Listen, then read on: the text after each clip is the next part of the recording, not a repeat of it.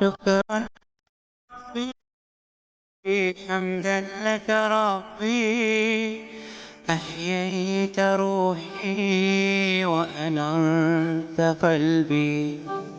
شكرا لك ربي حمدا لك ربي أحييت روحي وأنرت قلبي. وهبت لي لسانا ذاكرا وقلبا شاكرا يا خالقي. असलकम welcome back to my blog after a long gap. I hope आप सब अच्छे से होंगे। इससे पहले हम लोग वीडियो पोस्ट नहीं कर रहे थे, हम लोग सिर्फ शॉर्ट मिनी ब्लॉग ही पोस्ट कर रहे थे क्योंकि थोड़ा टाइम का इशू होता है। पहले वीडियोस में मैंने ये बता ही दिया है। ये वीडियो मैंने सुबह से लेकर रात तक का शूट किया है। मैंने सुबह से लेकर रात तक मैंने क्या क्या किया, मैं कहाँ कहाँ गई, मैंने सब कुछ कैप्चर किया है। चलिए आगे देखते हैं। तो सबसे पहले मैं यहाँ पे फजर में उठी, मैंने फजर की नमाज़ पढ़ी।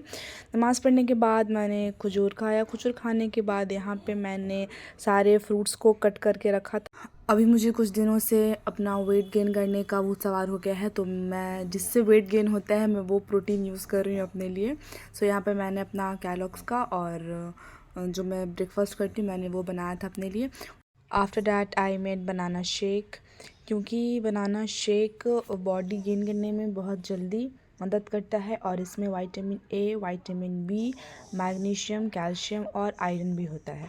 मैं ये स्कूल लेके जाती हूँ, मैं स्कूल में पीती हूँ इसे।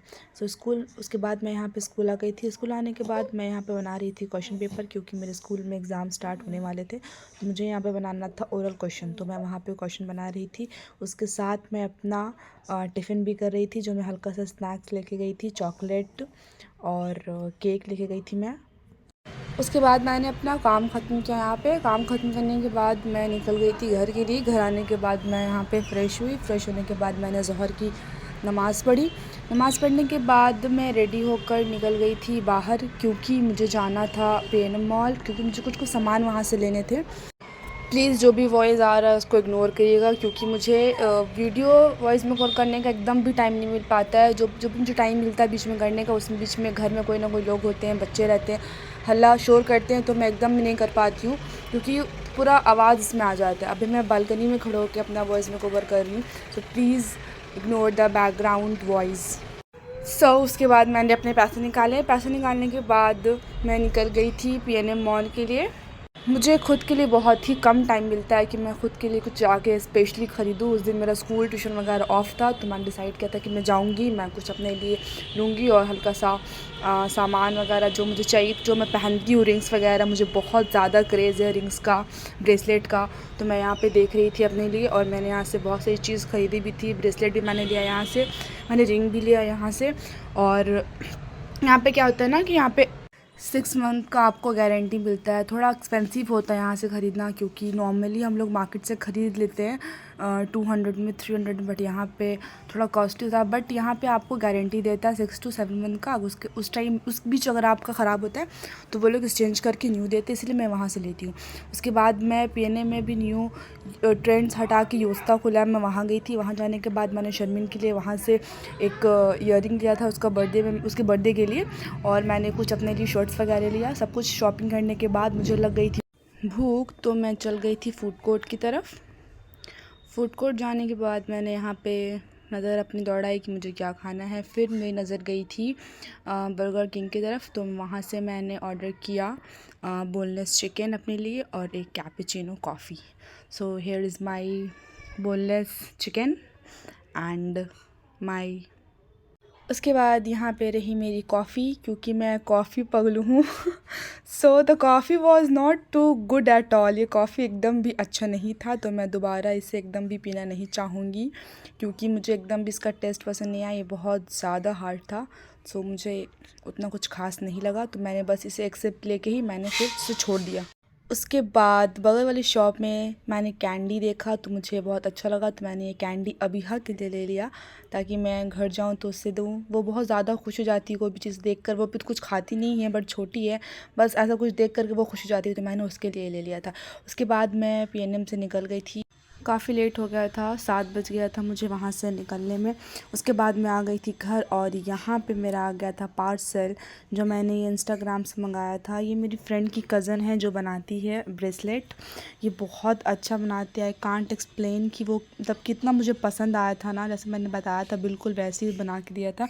और यहाँ पे मैंने चाँद बनवाया था, ये तहसीन के लिए मैंने बनवाया था क्योंकि मैंने उसके बर्थडे पे कुछ दिया नहीं था तो मैंने उसके लिए ऑर्डर किया था। और यहाँ पे मैंने ये ब्रेसलेट मंगवाया था, ये ऐसा मेरा सेम ड्रेस था तो उसके अकॉर्डिंग मैंने उसे बताया था कि इस शेड में बनाना है, तो उसने एकदम एग्जैक्ट जैसे मैंने बोला था वैसे ही बना के दिया, तो बहुत ज़्यादा अच्छा था।